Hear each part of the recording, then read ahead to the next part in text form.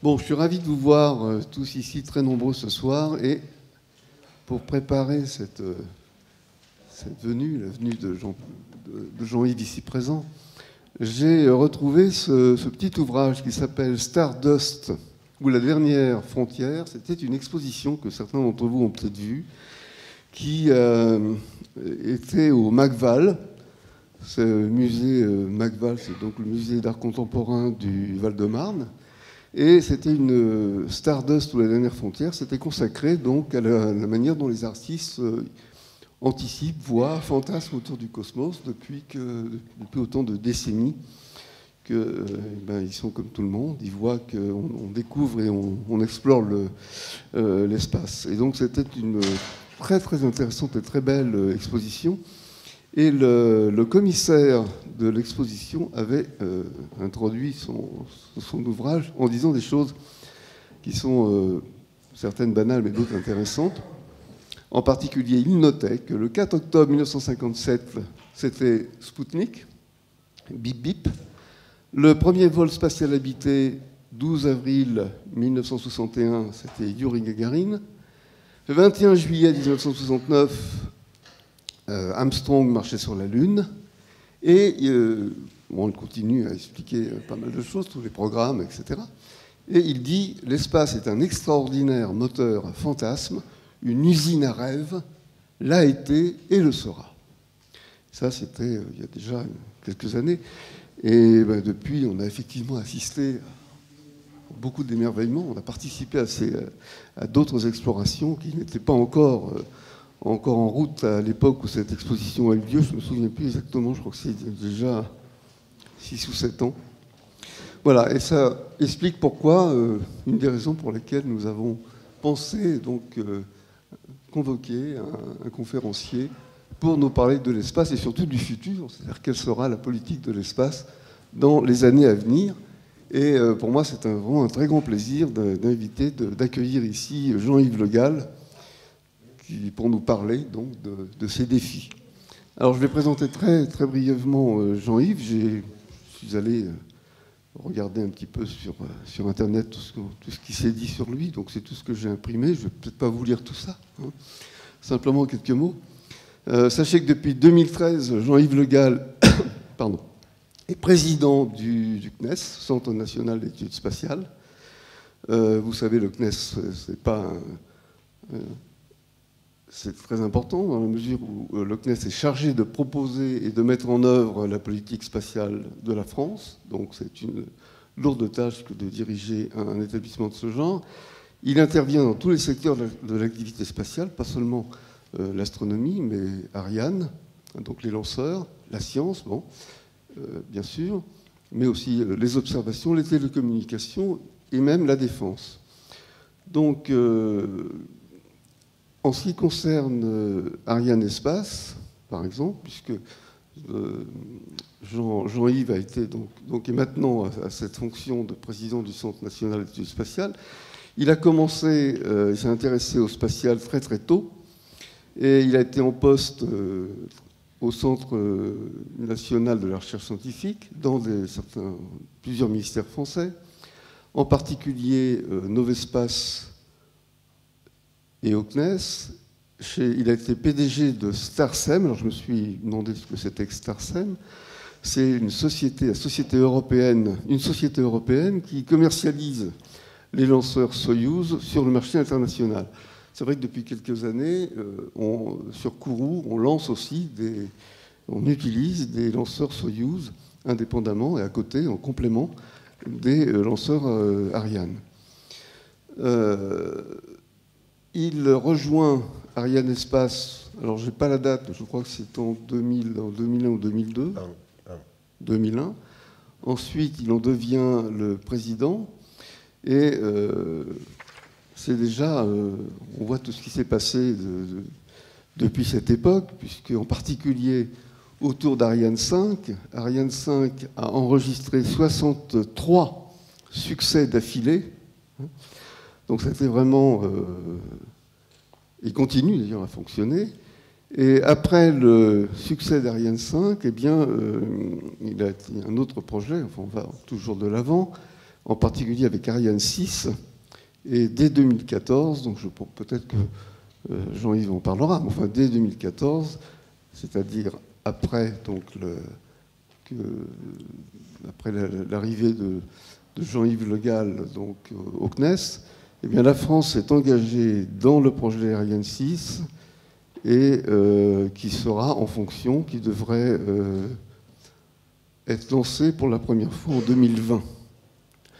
Alors, bon, ça c'est pour l'aspect lanceur. Pour l'aspect scientifique, bon, vous êtes tous au courant de ce qui s'est passé récemment, du succès de la mission Rosetta et Philae. On en a encore parlé la semaine dernière.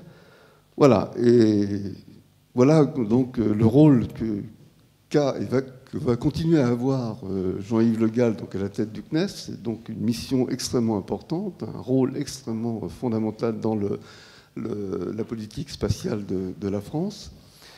Et sinon, je pourrais dire, énoncer toute une série de prix qu'il a obtenus, mais je ne vais pas le faire. Simplement, quand même, il a été, en 2014, il a obtenu, je terminerai par cela, le magazine Aviation Week et Space Technology qui lui a décerné son prix. Voilà. Donc moi, je suis vraiment très content d'accueillir Jean-Yves aujourd'hui. Pour la petite histoire, j'ai appris, alors j'ai regardé quand même des choses un petit peu moins officielles que ça. En particulier le débat qu'il y a eu en commission avec une commission parlementaire lorsqu'il a été nommé au CNES, c'est extrêmement intéressant. On voit tous les arguments, toutes les questions auxquelles on doit répondre. C'est en ligne, vous le trouverez cela, je vous conseille de le regarder. Et puis, j'ai trouvé d'autres choses, en particulier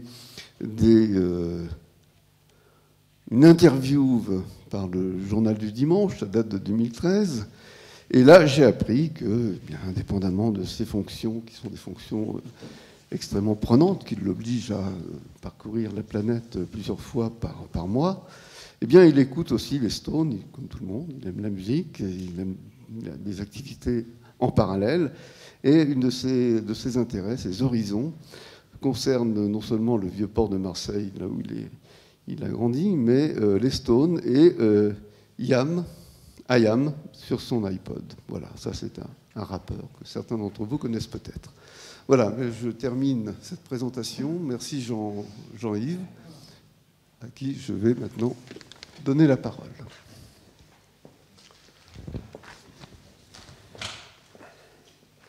Bien. J'espère que ça marche. Ça marche ? Oui, ça marche. Vous m'entendez ?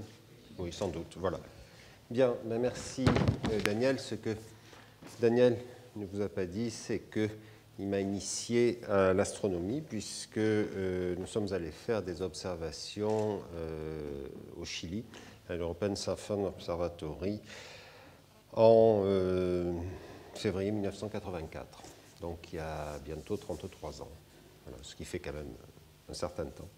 Voilà, donc je suis très content de venir parler ici ce soir parce que, à l'évidence, c'est un public enthousiaste, ça se voit, ça me change parce que parfois j'ai des gens qui sont plus compliqués, disons, et un public de passionnés parce que vous venez ici, personne ne vous y oblige, donc c'est très bien. Et donc, pour commencer peut-être, je dirais quelques mots qui ne sont pas dans l'exposé qui est là pour donner les grandes lignes de ce qu'est le CNES, parce qu'on ne le sait pas forcément. Donc, le CNES, c'est l'établissement public qui propose et met en œuvre la politique spatiale. Donc, c'est un établissement public avec un budget de l'État. Il y a 2500 personnes dans 4 centres, un siège à Paris qui est... J'espère qu'il n'y a personne du siège ici, mais qui est le moins important, où il y a 190 personnes, une direction des lanceurs dans le 12e arrondissement de Paris, pas très loin d'ici, où il y en a 300.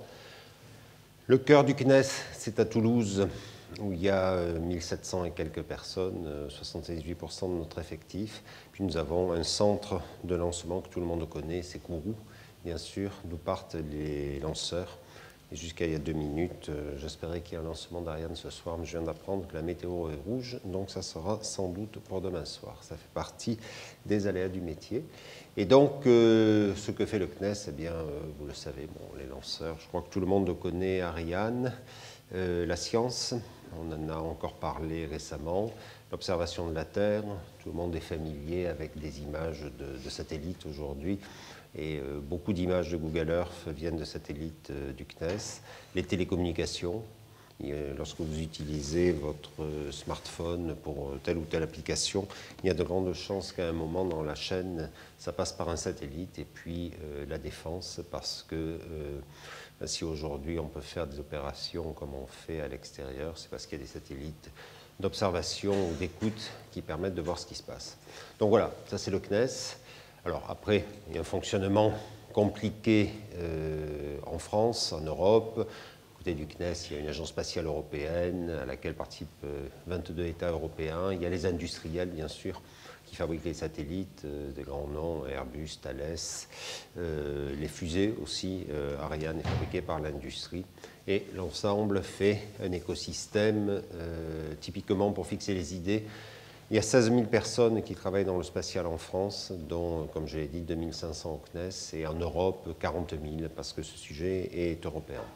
Et aujourd'hui, et c'est le titre de cet exposé, nous sommes confrontés à une évolution extrêmement rapide parce que on a l'habitude de dire dans tous les segments de la société, ça change, le numérique, il faut aller très vite, et le spatial est un terrain où justement ça change très très vite et où nous sommes pris en tenaille, j'ai envie de dire la vieille Europe, est prise en tenaille entre des pays émergents qui font du spatial alors qu'ils n'en faisaient pas il y a 5 ou 10 ans, les Émirats, l'Azerbaïdjan, l'Inde, le Vietnam, et puis ce qu'on appelle le New Space, c'est-à-dire un mouvement qui vient des États-Unis, où des gens qui ne sont pas dans le spatial canal historique en quelque sorte, se mettent à faire de l'espace. C'est-à-dire des gens qui viennent du monde d'Internet, des applications, des choses comme ça. Et pris en tenaille, eh bien, tout le sujet aujourd'hui du spatial en France, en Europe, c'est d'arriver à évoluer pour ne pas être écrasé parce qu'on est pris en tenaille. Donc c'est le titre de l'exposé, entre New Space et émergent, le double défi de l'Europe spatiale. Donc, on va essayer de faire marcher. Voilà. Donc le premier point sur lequel je voudrais insister, c'est que donc, nous sommes dans un environnement qui évolue très vite. Daniel a rappelé les grandes dates que tout le monde connaît dans l'espace. Donc 4 octobre 1957, on n'a pas choisi la date exprès, mais c'est l'anniversaire, donc le 59e anniversaire du premier lancement de Spoutnik, dont tout le monde se souvient, les jeunes et les moins jeunes. C'est Spoutnik qui a fait que, si aujourd'hui on parle de bip bip bip, c'est parce que Spoutnik, le premier, faisait bip bip. Donc ça, c'est l'Union soviétique, 4 octobre 1957. Ensuite, le premier homme à être allé dans l'espace, c'est Gagarine, 12 avril 1961. Il avait été précédé par la chienne Laïka, mais qui, à la différence de Gagarine, elle n'est pas revenue. Gagarine est revenu, et ensuite, malheureusement, il est mort quelques années plus tard dans un accident d'avion.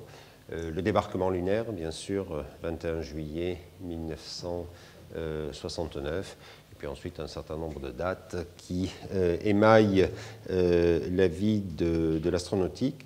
Mais donc aujourd'hui, on est au niveau mondial dans ce que j'appelle un nouvel ordre spatial qui est en train de s'établir. Donc il y a les grandes puissances spatiales qu'on connaît, donc les États-Unis, l'Europe, la Chine, l'Inde, le Japon, la Russie. Donc ça, c'est les 6 grands historiques, avec un très très grand, les États-Unis. Je vous ai dit que le CNES avait un budget de 2 milliards d'euros à peu près. Les États-Unis, en 2016, ont un budget, le budget de la NASA 2015, 17 milliards de dollars, et ils sont passés à 19, ce qui veut dire que le budget de la NASA en 2016, c'est la NASA en 2015, plus le CNES. Ça donne une idée de la façon dont ça augmente. Mais néanmoins, bon, nous sommes quand même en deuxième position. Donc on voit bien les 6 grandes puissances spatiales un peu historiques. Des pays émergents, alors des pays émergents riches, les Émirats. Les Émirats arabes unis ont de l'argent, donc ils ont décidé de se payer des satellites de télécommunications très performants, des satellites d'observation de la Terre très performants.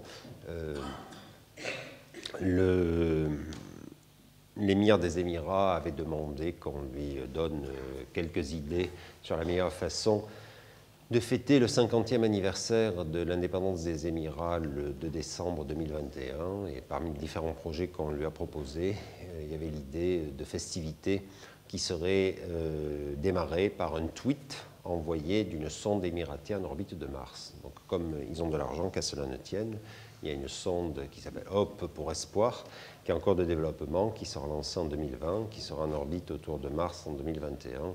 Donc le 2 décembre 2021, si tout va bien, il y aura un tweet venu de Mars qui déclenchera un feu d'artifice qu'on appelle la mère de tous les feux d'artifice, parce que paraît-il qu'il sera absolument géant, semble-t-il. On commence déjà à préparer la poudre. Bon, ça donne une image, mais c'est la réalité.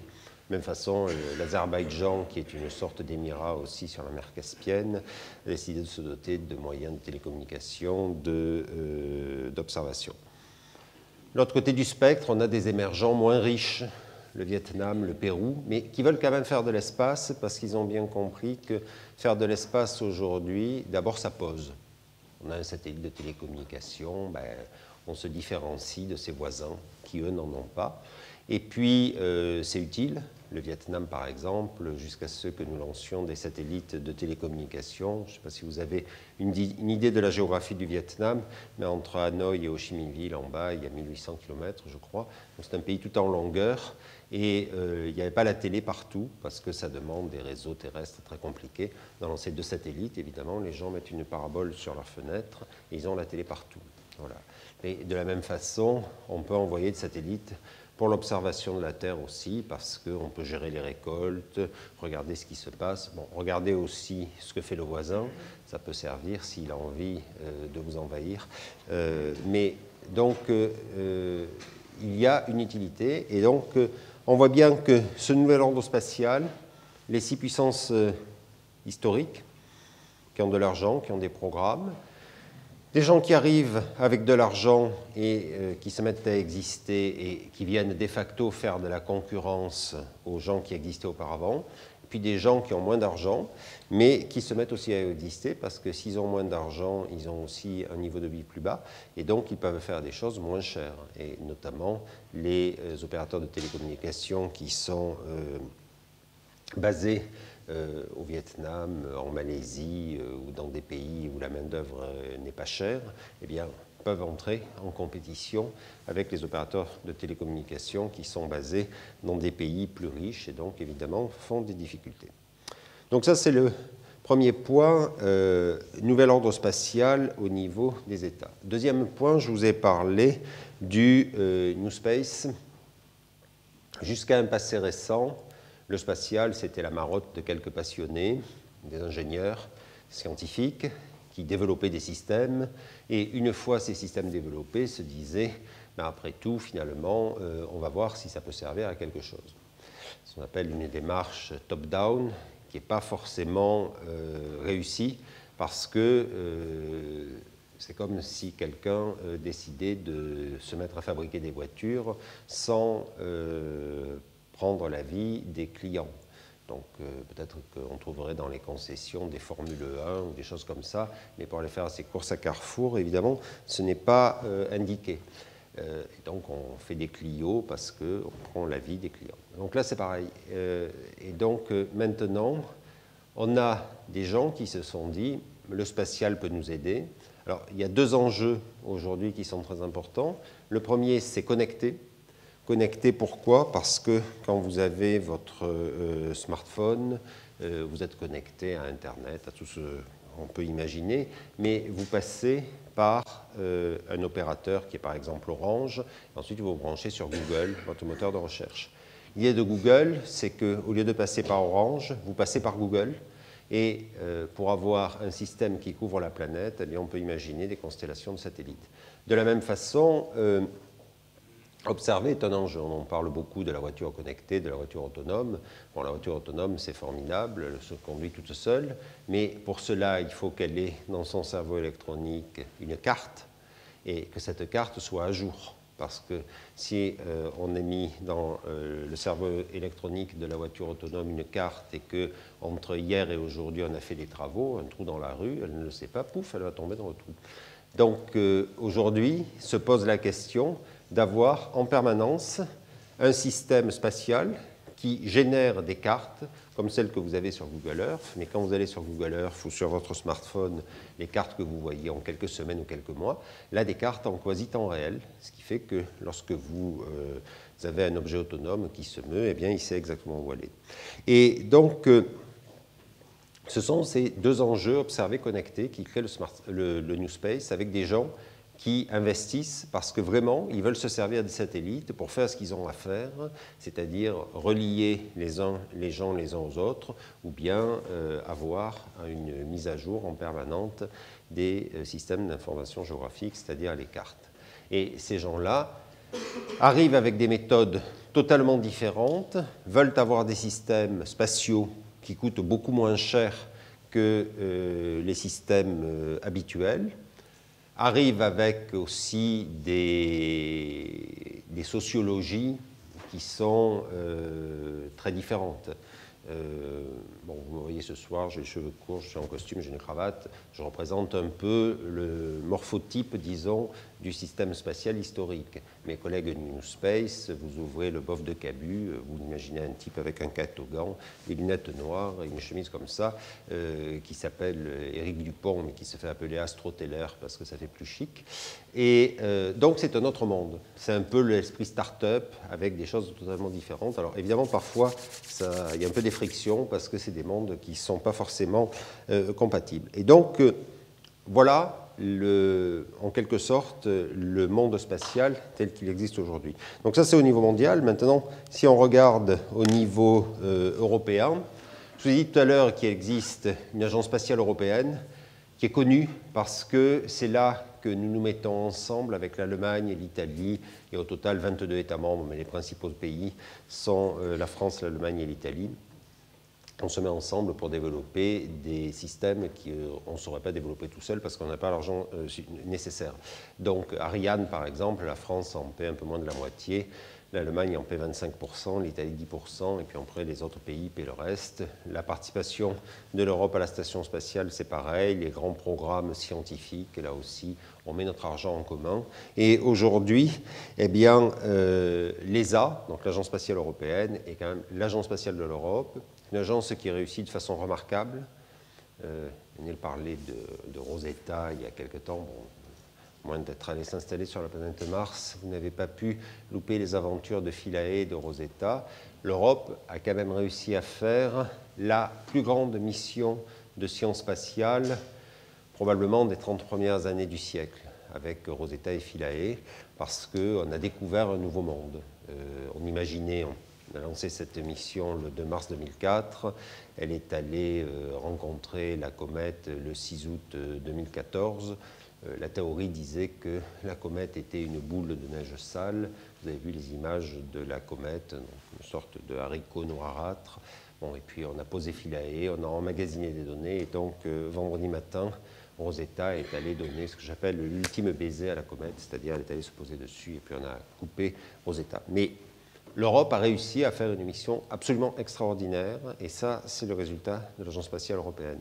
De la même façon, on a en Europe aussi la Commission, qui commence à mettre de l'argent sur le spatial, avec des programmes dont vous avez sans doute entendu parler, Galileo. Galileo est le GPS européen. Ça ne marche pas encore, on a déjà lancé 14 satellites, on en lancera 4 autres de plus le 17 novembre, et si tout va bien, à la fin de l'année, on devrait avoir les premiers services, et là aussi, on se met au niveau du GPS. Alors vous allez me dire, il existe le GPS, pourquoi développer Galileo? Parce que le GPS est un système américain militaire, et que si un jour les Américains, pour telle ou telle raison, veulent couper le GPS, eh bien, si on dépend d'eux, on n'a plus rien. Alors qu'avec Galileo, voilà.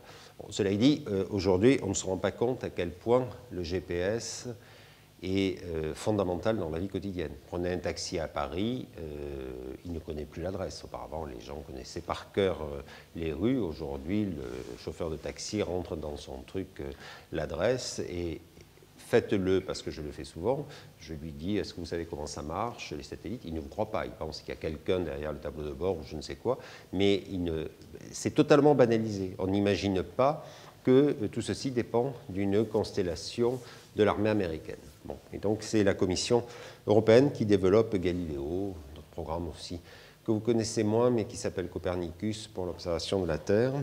Et donc vous voyez que l'Europe n'est pas en reste. Maintenant, si on regarde donc, le monde, l'Europe, la France aujourd'hui, eh bien, nous avons un système spatial, un écosystème avec une agence donc, qui est le CNES, 2500 personnes, mais à côté, 13 500 personnes qui sont dans l'industrie, les industriels qui fabriquent les lanceurs, qui fabriquent les satellites, qui fabriquent les services. Et on voit bien que la France est une puissance spatiale. Elle est une puissance spatiale parce qu'elle a les trois caractéristiques d'une puissance spatiale, donc des scientifiques qui font de la recherche, qui font tout ce qu'il y a en amont, une agence qui arrive à structurer tout ça, et puis les industriels qui ensuite joignent le geste à la parole et font des lanceurs des satellites en aval. Voilà donc en quelques mots, je vous ai dit, un environnement qui évolue très vite. Donc le spatial au niveau mondial, ce que c'est aujourd'hui. Donc le monde, avec New Space émergent, l'Europe, avec une agence spatiale européenne et une commission à Bruxelles, et puis en France, avec des scientifiques, une agence spatiale et des industriels. C'est peut-être un peu rébarbatif de commencer un exposé par là, mais je crois qu'il faut bien comprendre parce que la plupart des gens n'ont pas une vision très claire. Bon, évidemment, quand on vit là-dedans, tout le monde sait ce dont il s'agit, mais la plupart des gens n'ont pas une vision très claire sur la façon dont ça se passe. Alors maintenant, si on s'intéresse aux enjeux, de quoi parle-t-on quand on parle d'espace? Qu'est-ce que c'est l'espace? Eh bien, il y a trois enjeux structurants qui sont très très forts. Le premier, c'est le New Space dont j'ai parlé, c'est-à-dire aujourd'hui, partout où vous avez de nouvelles idées pour faire du spatial différemment et pour faire du spatial avec une très très forte finalité sur les applications. Donc les applications, c'est utiliser des satellites pour faire à peu près ce qu'on veut, et surtout c'est dans l'autre sens, c'est-à-dire des gens qui ont des besoins très particuliers se demandent si les satellites ne peuvent pas les aider. Un exemple, en Inde, l'Inde est un pays qui quand même n'est pas très riche, il y a 1,3 milliard d'Indiens, ils ont des besoins notamment sur l'agriculture, ils ont trouvé le moyen d'inventer ce qu'on appelle le precision farming, c'est-à-dire un système qui est très rudimentaire, mais qui se sert des satellites pour savoir à quel moment il faut arroser, il faut cultiver, il faut mettre de l'engrais. Comment fait-on? Un satellite qui observe les champs en Inde, et ce satellite, eh bien, il observe à quel moment le champ est sec, et à ce moment-là, ils ont mis un système particulièrement, je dirais, élaboré, même s'il est très très rustique. Les Indiens n'ont pas forcément un téléphone portable comme celui que j'ai, donc il y a encore des téléphones filaires, mais ils composent des numéros, des choses comme ça, et puis ils savent si c'est le moment ou pas d'arroser leur champ ou de mettre de l'engrais.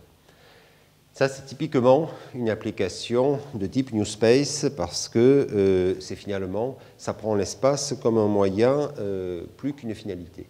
Et donc on voit qu'apparaissent de nouveaux acteurs. Je vous ai parlé tout à l'heure d'industriels, l'agences, les scientifiques. Là, les nouveaux acteurs, ça va être les fermiers. Il y a un peu partout dans le monde des fermiers qui s'organisent parce qu'ils ont besoin d'avoir des images très précises pour faire justement du precision farming. De la même façon, jusqu'à un passé récent, la SNCF, vérifie ces voies à longueur de temps. Donc les voies, il y a deux sujets qui s'intéressent aux voies de chemin de fer. Le premier sujet, c'est qu'il n'y ait pas d'arbres ou de végétation qui poussent et puis que le train pourrait percuter. Le deuxième sujet, c'est en particulier quand il pleut, que la voie ne s'affaisse pas. Donc, pour faire cela, il y avait des gens qui passaient sur les trains, qui regardaient s'il y avait des arbres qui risquaient de venir sur la voie, ils téléphonaient, puis quelqu'un arrivait avec une tronçonneuse. Et puis, pour l'affaissement des voies quand il pleut, les types se mettaient, comme vous les voyez, vous n'avez forcément vu, avec un trépied, en général il est jaune, une lunette, on regarde, on pointe et on voit si la voie a baissé ou si elle a monté. Aujourd'hui, on fait ça avec les satellites. Donc les satellites prennent des photos des voies et ils voient si la végétation arrive. Alors après, derrière, il y a un système expert qui fait ça tout seul. Et en fait, on n'a même plus à regarder. C'est le système qui dit à l'employé de la SNCF avec sa tronçonneuse où est-ce qu'il doit aller couper un arbre. Et de la même façon, on mesure avec des systèmes interférométriques l'abaissement des voies. Donc, il n'y a plus besoin de gens qui vont faire des travaux fastidieux. On sait en permanence si les voies bougent ou pas. Et à partir de là, il y a des critères. Si elles s'enfoncent, je crois que c'est plus de 2 cm ou un truc comme ça, il faut intervenir parce que sinon, quand vous passez avec le train, ça fait des montagnes russes. Bon, mais ce sont des sujets qui semblent très surprenants quand on en parle parce que quand on prend le train, on n'imagine pas forcément que la voie, elle est disponible parce que des satellites l'ont observée et ont vu exactement comment elle est. Dans le New Space, il y a un aspect aussi qui est très important, dont vous avez probablement entendu parler, qui est l'innovation. Donc l'innovation, c'est en quelque sorte n'avoir peur de rien et innover en permanence, faire des choses nouvelles qui n'ont pas été faites auparavant. On appelle des choses un peu disruptives, donc avec des approches qui ne sont pas les approches classiques. Et on a donc cette nouvelle approche de l'espace qui est le premier enjeu structurant, un espace qui est fait différemment. Le deuxième enjeu, c'est le climat. Le climat, on en a beaucoup parlé l'année dernière au sujet de la COP21.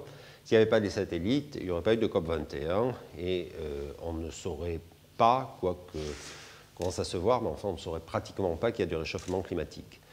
Ce sont les satellites qui, les premiers, ont observé que la température du globe augmente. Ce sont les satellites qui, les premiers, ont observé que le niveau des océans augmente. Et maintenant, ce sont les satellites, je vais y revenir, qui vont permettre d'observer que l'accord qui a été pris à Paris, l'accord de Paris le 12 décembre, après la COP21, cet accord sera respecté. Donc, observer que la température augmente, ça, ce sont les satellites de météorologie où il y a des radiomètres qui mesurent de façon précise la température du globe et on a vu qu'au fil du temps, il y avait des variations qui sont à peu près infimes.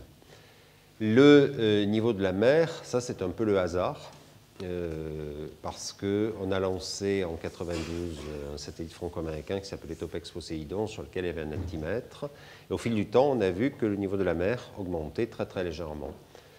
Les décideurs ne savent pas du tout que tout ceci se fait grâce aux satellites.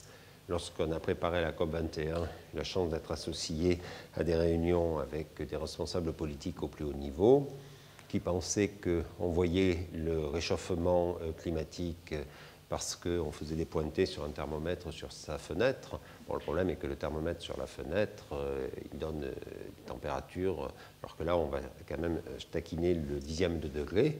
Et de la même façon, l'augmentation du niveau des océans, les gens pensaient qu'il y avait une foultitude de zouaves du pont de l'Alma au milieu des océans et qu'on allait voir si ça montait jusqu'au nombril ou jusqu'à la poitrine. 3,2 mm par an, il faudra avoir un tout petit nombril ou un tout petit zouave pour voir que ça bouge. Et en revanche, les satellites l'observent. Et aujourd'hui, on va aller un pas plus loin, parce que ce qui a été décidé à la COP21, c'est de limiter les gaz à effet de serre. Alors, le réchauffement climatique, comment ça se passe?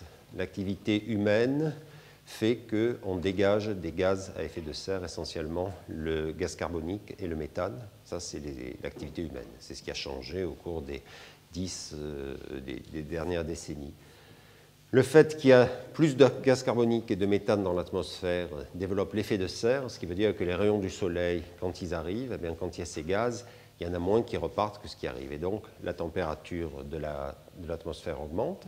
Et si la température de l'atmosphère augmente, les glaciers fondent et la température de la mer augmente. Très facile. Mais les satellites, je vous ai dit, ont permis d'observer l'augmentation de la température du globe. Les satellites ont permis d'observer l'augmentation du niveau des océans. Et maintenant, on va s'intéresser à mesurer les gaz à effet de serre. Parce que l'accord de Paris, quand la Chine décide de limiter ses émissions de gaz à effet de serre, eh bien, il faut aller voir si c'est vrai ou pas. Et la Chine elle-même, le seul moyen qu'elle a de savoir si ces industriels limitent leurs émissions de gaz à effet de serre, c'est grâce aux satellites. Et donc, on a lancé un certain nombre de nouvelles initiatives en France, en Europe, aux États-Unis et un peu ailleurs, pour faire des satellites qui vont faire une sorte de météo des gaz à effet de serre. Le soir, vous ouvrez la télévision, vous voyez la carte météo. La carte météo, quand vous voyez des nuages, ce sont des nuages de vapeur d'eau. L'idée est d'avoir la même carte de météo, mais avec des nuages de gaz carbonique ou de méthane, pour savoir où est-ce que ça apparaît, comment ça se passe.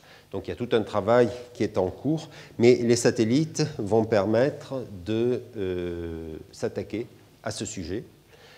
Et un point qui est très important, tout à l'heure Daniel disait que je passais beaucoup de temps à voyager, c'est que ceci doit se faire dans le cadre d'une coopération internationale globale pour deux raisons. La première, ça coûte cher, donc on met les moyens en commun et ça permet d'abaisser les coûts.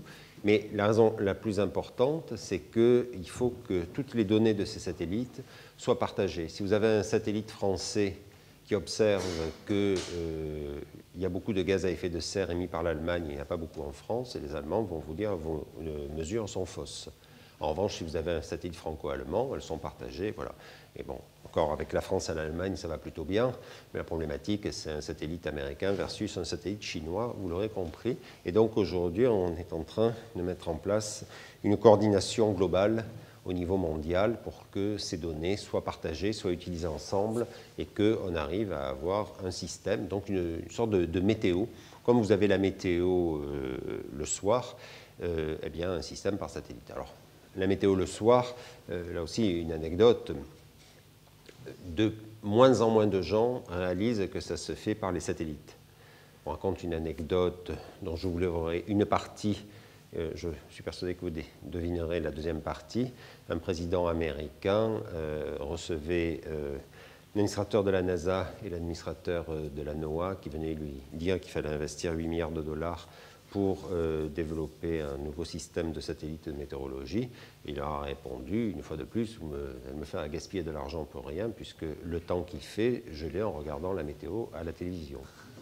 Bon, il n'avait pas... Mais cette anecdote...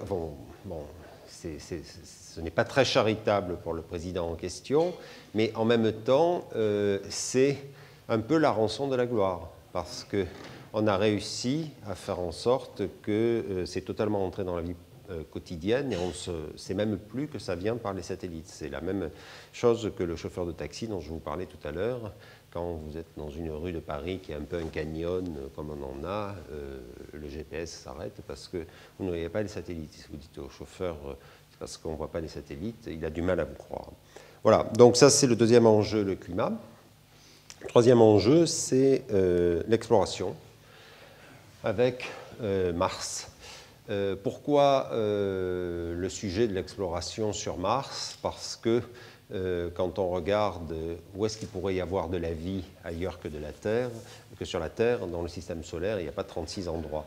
Vous prenez les planètes depuis le Soleil, bon, Mercure est un caillou calciné, Vénus un enfer sulfurique avec justement de l'effet de serre, des températures de plusieurs centaines de degrés et de l'acide. La Terre, nous y sommes. Mars a été habitable, il y a eu de l'eau.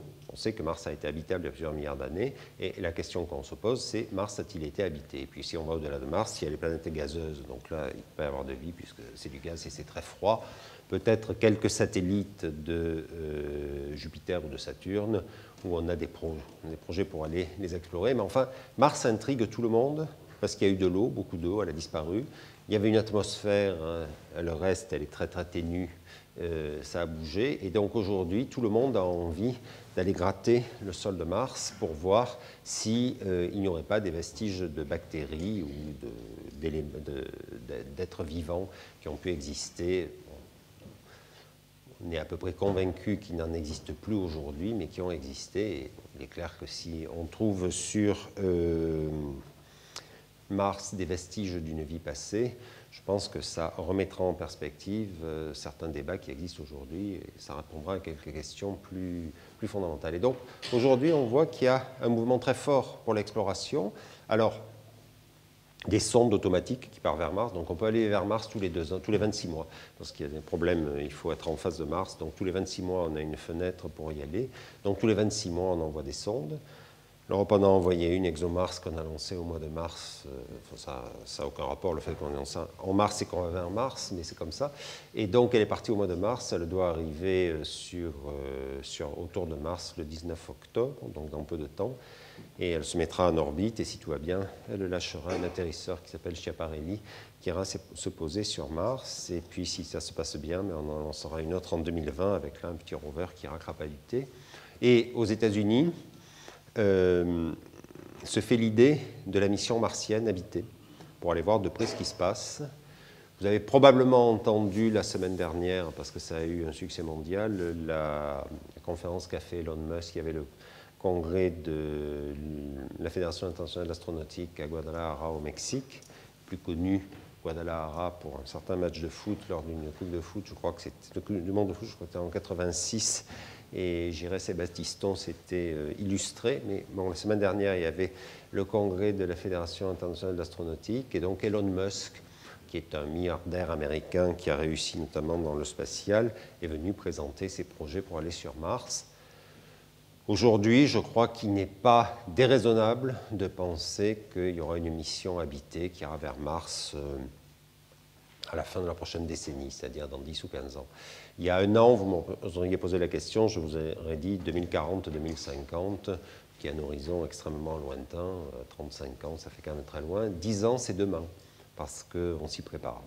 Voilà, donc ça c'est le troisième enjeu, l'exploration. Donc si je résume, les 3 enjeux du spatial, le New Space, c'est-à-dire tout ce qui décoiffe, qui est nouveau, le climat, et l'exploration, notamment Mars. Et si vous réfléchissez, vous voyez que ça peut sembler un peu lointain de la vie quotidienne, mais dans la vie quotidienne, ce sont les sujets dont on parle. Regardez sur une semaine ce dont parlent les médias. Le New Space, c'est la technologie, le numérique, vraiment la haute technologie. Tout le monde en parle. Le climat, on nous en a beaucoup parlé au moment de la COP21, mais on continue à en parler. Bon, l'été dernier, pas besoin de satellite à Paris pour se rendre compte qu'il fait quand même plus chaud. Et Mars, on en parle aussi. Et donc, c'est le spatial moderne. Alors, là-dedans, comment la France se positionne-t-elle? Eh bien, donc le CNES, que j'ai l'honneur de présider, le CNES à l'heure du New Space, dans ces 3 enjeux. Donc d'abord les lanceurs. Bon, les lanceurs, c'est le mot un peu savant pour parler des fusées. Donc on a en projet, après le succès des Ariane, donc là on a Ariane 5 qui vole. Demain, c'est pratiquement le 100e lancement. Et si tout va bien, ça doit être le 88e lancement d'Ariane 5. Et donc demain, si tout va bien, ça sera le 74e succès d'affilée. Donc ça marche bien, mais c'est cher. Et donc c'est pour ça qu'on a décidé une Ariane 6. Donc vous avez le dessin sur la gauche de l'écran, qui sera moins cher. Et puis on pense déjà à l'après Ariane 6, parce qu'il faut toujours avoir un coup d'avance, avec probablement des lanceurs qui seront réutilisables, parce que ça permet encore d'abaisser les coûts de lancement.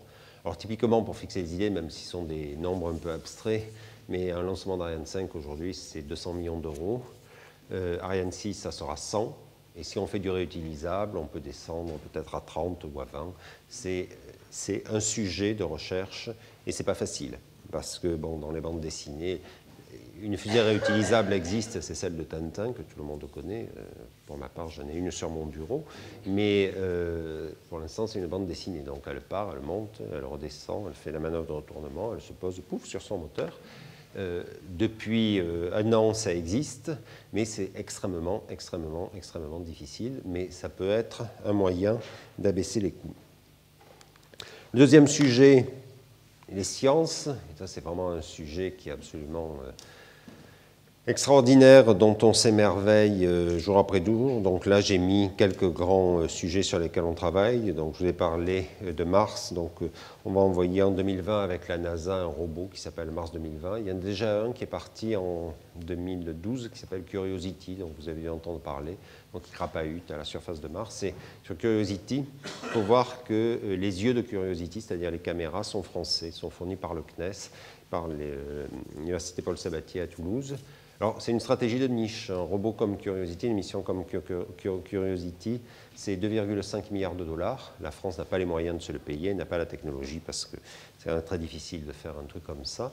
Mais on met une caméra 100 millions de dollars, donc 25 fois moins cher. Et l'essentiel de la mission, c'est nous qui la faisons. Alors, bien sûr, on partage les images avec les Américains, mais donc c'est un bon exemple de coopération. Je vous ai parlé de Jupiter et des lunes de Jupiter, donc il y a JUICE sur lequel on travaille. Euclide, bon, c'est pour aller voir des choses qu'on ne voit pas, un tir noir, des choses cachées, mais c'est un sujet qui est tout aussi important pour faire de l'astronomie vraiment fondamentale. Et puis SVOM, qui est un projet qu'on fait avec les Chinois pour aller voir les sursauts gamma. De temps en temps, on voit dans l'univers des bouffées d'énergie, et donc SVOM va les observer. Et puis il y en aurait bien d'autres, bien sûr, dont on peut parler. Bon, je vous ai parlé de Rosetta, qui est quand même quelque chose d'extraordinaire. Il y a eu Planck, Herschel. Vraiment, sur les sciences, on a un système en France et en Europe qui est tout à fait remarquable, parce qu'on a une solide tradition, et on fait de la science spatiale avec des coûts quand même bien moindre que ce qu'on voit aux États-Unis, et avec des résultats comparables et dans bien des cas meilleurs. Troisième sujet, c'est l'observation. Donc, je vous ai parlé là aussi des images d'observation de la Terre. Et aujourd'hui, c'est une observation qui est de plus en plus orientée climat. Donc là, vous voyez, Microcarb va observer les nuages de gaz carbonique dont je vous parlais. Le gaz carbonique est l'un des deux gaz à effet de serre. Merlin observera les nuages de méthane. Jason CS va continuer à s'intéresser à la hauteur de l'océan.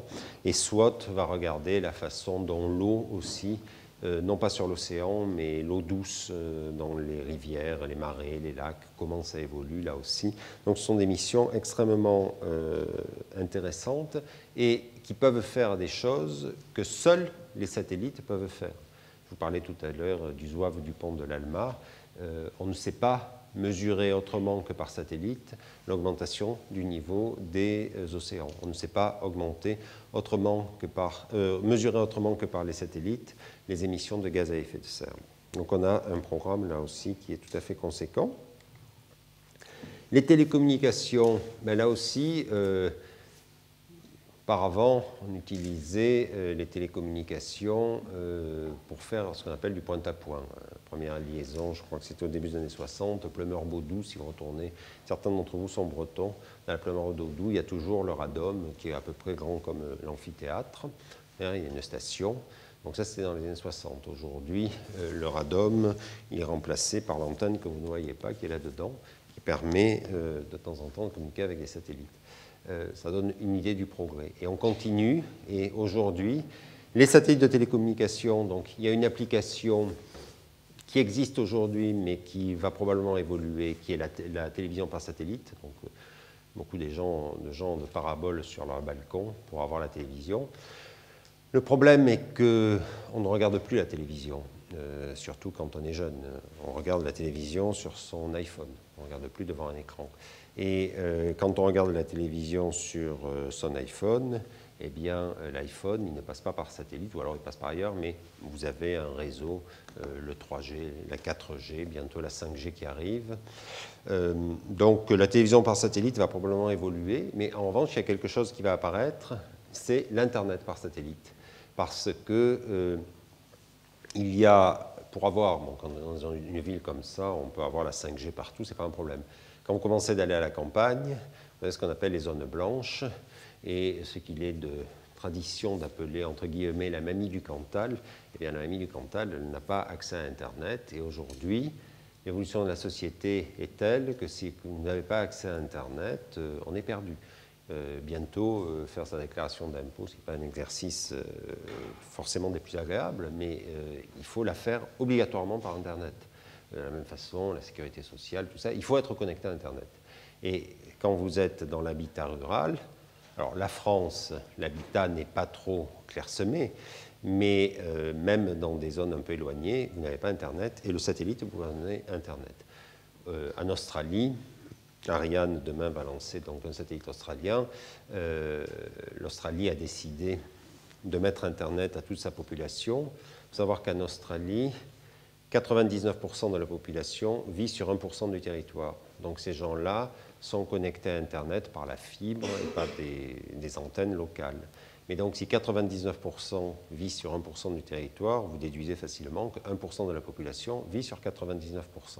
Et là, il n'y a pas moyen de mettre de la fibre, et donc les Australiens sont payés 2 gros satellites qui vont mettre partout l'Internet en Australie, parce que l'Australie a décidé qu'à compter de l'année prochaine, tous les habitants doivent être connectés à Internet, et donc il y a des tas de services où aujourd'hui on a le choix entre Internet et des moyens plus classiques qui vont basculer sur Internet.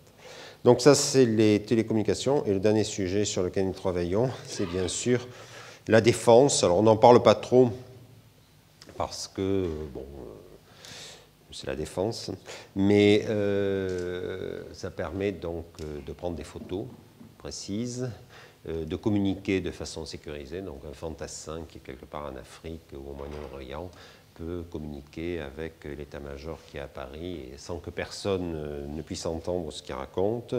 Ça peut faire aussi de l'écoute, on peut écouter. Faire des choses un peu sophistiquées, mais c'est très important. Et si la France peut aujourd'hui avoir la politique militaire qu'elle a, c'est parce que nous avons des satellites de défense. Sans satellites de défense, il n'y aurait pas toutes les opérations militaires que nous faisons. Donc voilà ce qu'on peut dire sur la façon dont on décline en France les 3 enjeux dont je vous parlais. Donc peut-être pour terminer, et puis après je répondrai à vos questions. Donc ce qu'il faut retenir, c'est l'innovation à marche forcée. Toujours innover, faire des choses de façon différente, parce que ça évolue très très vite. Et on le voit, c'est le monde moderne dans la vie quotidienne. Vous avez un iPhone 5, tous les ans on passe au 6 parce qu'il a plus de fonctionnalités, bon, ça évolue. Donc il faut faire la même chose. La deuxième idée, ce sont les applications. Je vous ai parlé tout à l'heure du paysan indien, donc là j'ai mis sa photo. De faire des applications avec le spatial qui sont assez inattendues, et ça, être vraiment à l'écoute pour expliquer que les satellites peuvent faire des choses. Et puis le troisième enjeu, je terminerai là-dessus, l'inspiration, parce qu'il faut faire revenir des jeunes et des jeunes talentueux dans le spatial. Il se trouve que j'ai fait une partie de ma thèse il y a longtemps aux États-Unis, à Berkeley, et vous faites une partie de votre thèse au laboratoire américain, ils vous demandent après, tous les ans, de venir faire une lecture, c'est-à-dire d'expliquer aux étudiants qui sont là ce que vous faites. Et j'ai quand même vu en 30 ans un glissement d'une situation où à Berkeley, il y avait de jeunes Américains, où j'ai vu des jeunes Américains d'origine chinoise et indienne arriver. Et puis maintenant, bon, c'est dans un département d'astronomie, maintenant il n'y a pratiquement plus que des Chinois et des Indiens, parce que les jeunes Américains aujourd'hui se tournent beaucoup plus vers les carrières médicales ou de lawyer, qui sont supposées être plus rémunératrices que faire des sciences, un métier d'ingénieur. Mais à contrario, on se rend compte que tous les pays dans le monde qui aujourd'hui ont de la croissance parce qu'ils investissent sur la technologie. On ne fait pas de la croissance, on ne développe pas un pays en faisant visiter des musées. Donc il faut avoir de la technologie et attirer les jeunes à faire de la technologie. Et ça, je pense que l'espace, en particulier les sciences spatiales, c'est extrêmement important. Après l'atterrissage de Philae sur sa comète, on a eu des tas de jeunes qui nous ont envoyé des CV parce que ça les intéresse, ça les fait rêver, mais c'est vraiment un sujet qui est extrêmement important. Et donc c'est tellement important que le plan stratégique du CNES qui définit ce que nous faisons, eh bien on l'a appelé innovation et inspiration. Voilà. En plus, comme on vit dans un monde qui est international, vous observez qu'en mettant entre innovation et inspiration, non pas le mot ET, mais ce qu'on appelle une esperluette, eh bien, ça se lit aussi bien en français qu'en anglais. Voilà ce que je voulais vous dire. Donc, si vous avez des questions, je vais répondre.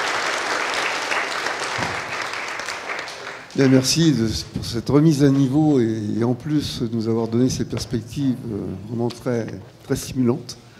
Maintenant, je me tourne vers le public. Je pense qu'il y a des questions. Oui, je vais passer le micro, comme d'habitude. Merci pour cette excellente présentation. D'une présentation de SpaceX pour explorer et coloniser Mars, votre plan stratégique a été modifié ou vous avez trouvé ça un peu prématuré? Non, on travaille. Il y a une très forte école scientifique sur Mars en France. Depuis toujours, les scientifiques français s'intéressent à Mars. Et si nous sommes sur tous les projets de la NASA, ça commence avec les Russes, la NASA, les Européens, c'est parce qu'il y a cette compétence en France sur Mars. Et donc, on l'a mis. Mais bon, cela dit, un plan stratégique, ça a vocation à bouger en permanence. Vous le signez, et puis tous les 6 mois, il est actualisé, et ainsi de suite. Mais on voit que quand même, depuis 2 ou 3 ans, il y a ces sujets qui sont sortis très forts. Donc, c'est pour ça qu'on s'y est accroché. Merci. Commercialement parlant, qu'est-ce qui vous fait le plus peur? C'est SpaceX, Blue Origin, les Chinois, les Indiens? Parce que les prix tombent de plus. Tous mais pour des raisons différentes. SpaceX, Blue Origin, c'est parce que c'est de l'innovation forcenée. Les Indiens, c'est parce qu'ils ont des coûts très bas. Les Chinois ne peuvent pas être sur le marché aujourd'hui, ce qui est ce qu'on appelle les normitards, c'est-à-dire que les États-Unis ne s'autorisent pas à venir, mais s'ils devaient y être, les niveaux de salaire en Chine étant bas. Alors, cela dit, ça c'est aujourd'hui. Si on se projette à 10 ans, ceux qui gagneront la course, c'est SpaceX, parce que les salaires augmenteront en Chine et en Inde. En revanche, c'est l'innovation. Aujourd'hui, SpaceX arrive à faire des prix comme les Indiens, mais avec des salaires américains. Et donc, on voit bien qu'il y a une force. Mais pourquoi font-ils des prix aussi bas? C'est parce qu'ils ont investi dans l'innovation, que là où sur des lanceurs, il y a 3 moteurs, ils n'ont qu'un seul moteur, et ainsi de suite. Puis ils ont l'innovation aussi. Pardon? Ils ont l'innovation aussi. Oui, ils ont de l'innovation. Ils sont bons. Hein, et c'est ce que nous faisons avec Ariane 6, par exemple. Encore une question.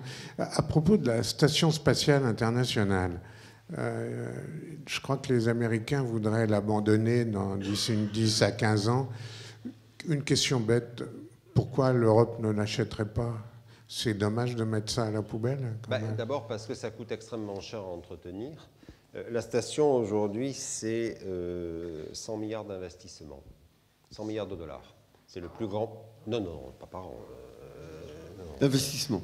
D'investissement, on a commencé à investir sur la station en 1990, donc il y a 25 ans. Chaque année, il faut claquer 2 ou 3 milliards pour l'entretenir. Mais bon, ça fait vivre des astronautes dans l'espace, mais à un coût qui est faramineux.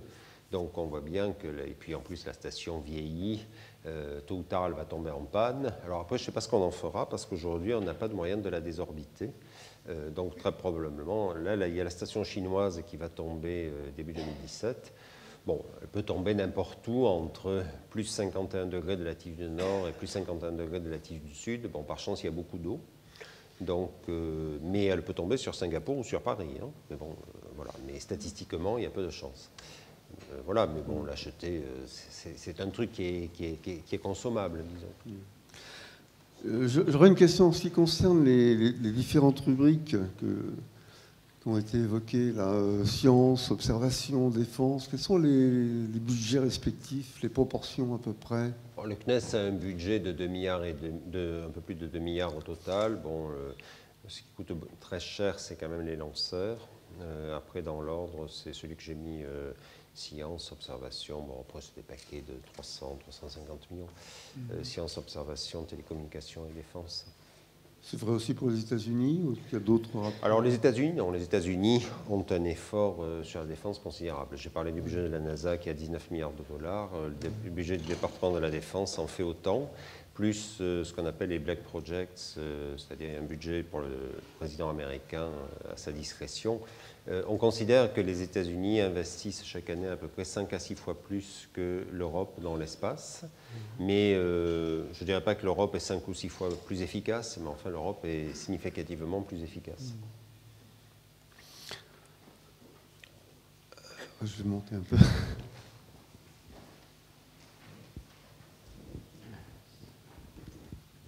Merci pour cet exposé, mais j'arrive pas à bien saisir exactement la part de réalisation du CNES. Prenons un exemple, Ariane 6. Actuellement, il y a une société qui construit Ariane 6, qui est une filiale commune à Airbus et Safran. Oui. Bon. Vous avez dit tout à l'heure que le CNES s'occupait de lanceurs. Quel a été ou quel est le rôle du CNES dans cette opération Ariane 6 ? Quand vous dites qu'il y a une société qui construit, c'est inexact, parce que la société ne construit pas, nous construisons ensemble. Donc Ariane 6, c'est un programme qui associe l'Agence spatiale européenne, le CNES, Airbus, Safran, et avec des responsabilités qui sont interpénétrées et des choses diverses. Regardez le lancement de demain soir. Le lanceur a été construit par l'industrie. Il a été vendu auprès des clients par Arianespace. Et le lancement proprement dit en Guyane sera fait par une équipe où il y a des industriels, des gens d'Arianespace, des gens du CNES. Tous ces gens travaillent ensemble. Donc on est dans un système qui n'est pas où il y a plusieurs partenaires qui travaillent ensemble. Alors après, avec des périmètres qui sont parfois un peu difficiles à décrire. Et il y a aussi l'aspect financier. Tout ce qui est sur budget d'État, c'est le CNES qui apporte le budget. Donc nous avons des rôles multiples, des casquettes multiples. On est à la fois développeur, opérateur, financeur. Mais globalement, ça marche.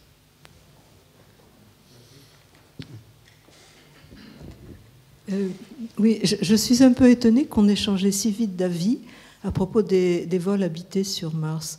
Il me semble qu'il y a un an ou un peu plus, on disait que ce ne serait pas réalisable parce que les normes de sécurité, on ne pouvait pas les respecter déjà. Et on disait aussi qu'en envoyant des humains sur Mars, on allait polluer et comment on allait s'y retrouver ensuite. Alors, oui, pourquoi est-ce qu'on a abandonné ces arguments? Enfin bon, c'était fallacieux de dire ça au départ. Bon, je ne comprends pas bien. Non, la partie, les normes de sécurité, ça se contrôle parce qu'on fait un projet de station, des choses comme ça. La pollution, bon, l'argument là existe toujours, donc, mais dans acte. Mais le phénomène déclenchant, c'est le coût. C'est-à-dire que comme le coût de l'accès à l'espace diminue de façon spectaculaire, oui, on avait une mission à très très long terme parce qu'il fallait mobiliser 100, 200 milliards de dollars, ce qui est quand même hors de portée. Aujourd'hui, on estime que la mission martienne, c'est plus de 40 milliards de dollars. Quand on a mis 100 milliards sur la station, on voit que ça devient de l'ordre du faisable. Alors, il faut savoir que c'est comme la station, ce sera une mission qui sera tirée par les États-Unis, bien sûr, avec de la coopération internationale, les États-Unis étant le principal bailleur de fonds. Alors après, vous allez me demander à quoi ça sert d'envoyer des hommes sur Mars. C'est une bonne question. Oui, avec des robots, on peut faire pareil, mais il y a une dimension un peu politique, symbolique. Voilà. Oui, du prestige. Aujourd'hui, il est quand même frappant de voir que la plupart des pays veulent envoyer des hommes dans l'espace. Là, Thomas Pesquet, le français, va partir. Il y a un engouement autour de Thomas Pesquet qui est considérable. Le vendredi, c'est la fête de la science. Le parrain, c'est Thomas Pesquet. C'est quand même quelque chose, personne ne s'identifie à quiconque travaille au CNES, même au président du CNES. Les gens n'en ont rien à faire. Vous faites venir ici un astronaute, vous auriez dit ce soir qu'au lieu de moi, il y avait Thomas Pesquet, il y aurait une queue de 500 mètres dans le boulevard Arago, et on aurait joué à Sold Out. C'est un fait. Bon, voilà, parce que les astronautes ont une aura particulière. Ça permettra d'avoir Oui, ben, ça permet aussi, ça porte le projet, donc il y a une émulation. J'aimerais savoir, puisqu'il y a marqué innovation et inspiration, s'il y a des programmes sur la Lune, parce qu'il y avait un projet où on se faisait la main, c'est pas loin, 360 000 kilomètres, on peut envoyer des hommes, enfin on peut essayer plein de choses. Qu'est-ce qui est prévu? À la question que vous posez, deux réponses. Bon, la première, la Lune n'a pas d'intérêt scientifique, on y est allé. On a rapporté des centaines de kilos de roches lunaires qui croupissent dans les sous-sols de la NASA parce qu'on en a analysé quelques-unes, il n'y a pas eu de vie, il n'y a pas eu de choses comme ça. C'est la première réponse. Puis la deuxième, si je peux me permettre, on se fait la main ou autre, c'est pas un sujet. Aller sur Mars est à peine plus cher que d'aller sur la Lune. Et aller sur la Lune met une complication supplémentaire. Voilà. Bon, c'est exactement pareil que d'aller sur la Lune, à part qu'au lieu que le voyage dure 3 jours, il dure 9 mois. Mais, bon, non. Oui, mais enfin, à partir aujourd'hui, les gens restent dans la station 1 an. Donc, ils peuvent très bien le tourner autour de la Terre. C'est comme vous avez l'habitude de faire 2 heures de cheval en manège, voilà, et puis une fois que vous savez faire 2 heures de cheval en manège, vous pouvez partir et faire 2 heures de cheval comme vous faisiez en manège, mais au lieu de tourner en rond, vous tracez. C'est un an. Donc là, 2 ans, il faut 9 mois pour aller sur Mars, 6 mois pour rester en orbite, 9 mois pour revenir. Enfin, c'est pas incommensurable, c'est du même ordre de grandeur. Oui, donc l'enjeu est ailleurs, en fait. Le problème est ailleurs, d'ordre psychologique peut-être, parce qu'il faut que les gens partent. C'est vrai que la psychologie, il faudra quand même, parce que là, tous les gens qui sont quand même allés dans l'espace ou même sur la Lune, voyaient toujours la Terre. Vous partez vers Mars, au bout de 10 jours, c'est le noir. On ne voit plus rien. On a un lien avec la Terre. Les gens qui sont en orbite aujourd'hui dans la station, ils savent que s'ils ont un problème médical, par exemple, ils rentrent dans le Soyuz, 3 heures plus tard, ils sont dans un hôpital. Quand vous êtes entre la Terre et Mars, si vous avez un problème médical, ou bien vous avez un médecin à bord qui vous soigne, ou bien ça peut être compliqué. Difficile. Là, encore une question ici. Merci, mais je crois que vous avez répondu indirectement à la question que je voulais vous poser. En ce sens, Ariane 5 est le lanceur actuel, vous avez prévu Ariane 6, mais j'ai cru comprendre qu'Ariane 6 serait bien moins puissante que Ariane 5. Pas beaucoup moins. Donc les projets seront vraiment moins ambitieux que ceux qui peuvent avoir lieu parce que les satellites sont plus petits. Merci. Il y a une miniaturisation. Si vous voulez, sur les systèmes d'observation du climat, le premier satellite d'observation du climat qu'on a lancé, c'était Envisat en 2001, qui avait été conçu dans fin des années 80. Il avait la taille d'un autobus. Ensuite, les satellites d'observation qu'on lance aujourd'hui, ils ont la taille d'une voiture. Microcarb et Merlin, dont je vous ai parlé, ils ont la taille d'une machine à laver. Et ils ont à peu près des performances comparables. Donc il y a une miniaturisation, les tailles diminuent de façon considérable. Regardez, là aussi, c'est pour fixer les idées. Il y a 20 ans, tout le monde partait en vacances avec un appareil photo, on avait un réflexe, on avait un truc en bandoulière sur le ventre avec un objectif comme ça. Aujourd'hui, vous partez avec votre iPhone, vous faites des photos qui sont pratiquement aussi bonnes. Et le truc est minuscule. C'est pareil pour le spatial. C'est sûrement grâce au spatial, d'ailleurs. Il y a un couplage. Voilà. Alors, en ce qui concerne la miniaturisation, ça me conduit à une autre question. Puisque pour parler des nanosatellites, oui. Il semble que la France n'est pas... Il y a un certain retard par rapport aux États-Unis. On ne peut pas tout faire. Les États-Unis ont développé une expertise en matière de nanosatellites. Donc ils font des boîtes qui font 10 par 10 et à laquelle, là aussi, je vous demande de reprendre l'exemple de l'iPhone. Il y a là-dedans quand même un concentré de technologie phénoménale. Et un nanosatellite, c'est l'équivalent de 100 iPhones empilés les uns sur les autres. Donc vous imaginez la boîte de technologie que cela constitue. Les Israéliens, qui sont spécialistes de faire des nanotechnologies avec des applications diverses et variées, mettent dans l'équivalent de 10 cm par 10 cm par 10 cm, ils font des satellites d'observation, d'écoute, des choses comme ça. Et alors l'intérêt, c'est que bon, c'est sophistiqué, mais c'est petit, donc ça ne coûte pas trop cher.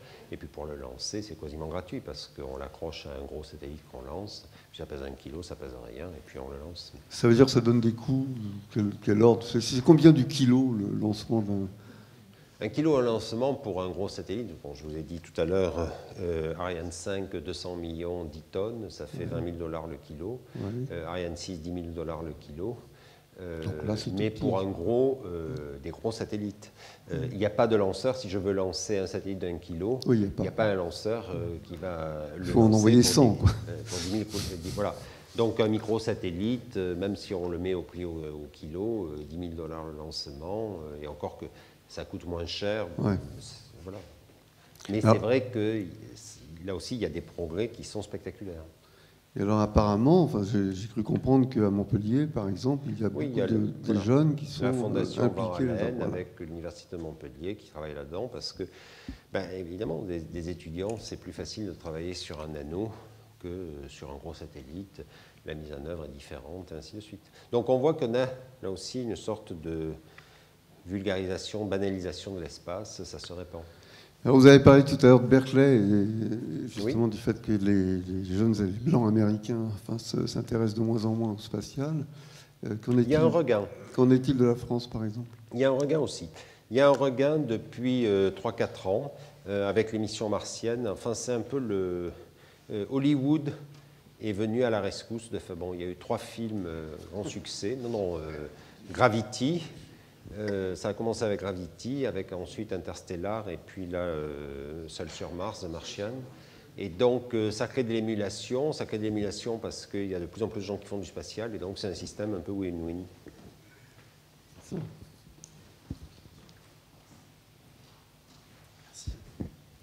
Bonsoir monsieur, et merci pour l'exposé.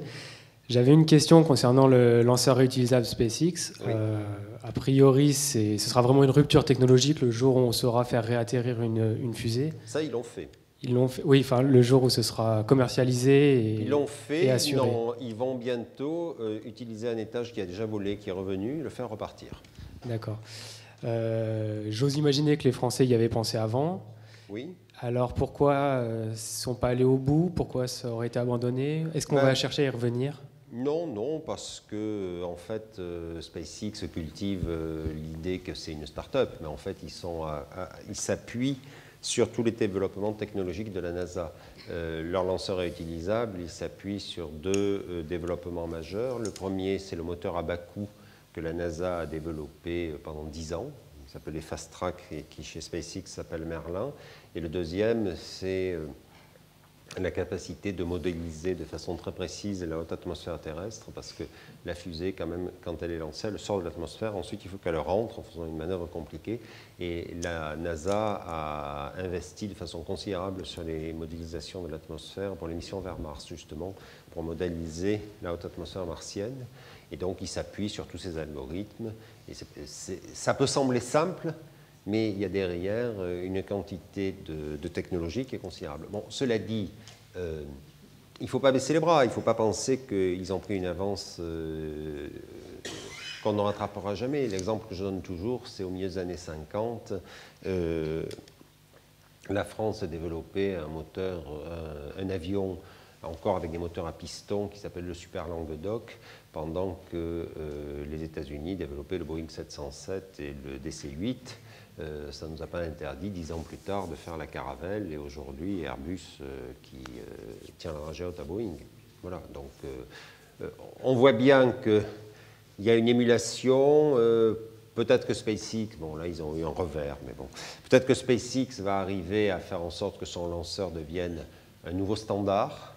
Et à partir de là, si vraiment il est prouvé que c'est beaucoup plus rentable et que ça nous pose des problèmes, on s'en inspirera, on fera la même chose. Je suis sûr qu'on fera aussi bien. Avec Ariane, c'est pareil. L'aventure Ariane a démarré en 1973, au moment où les Américains arrêtaient d'aller sur la Lune. Bon, aujourd'hui, nous sommes en tête du marché commercial.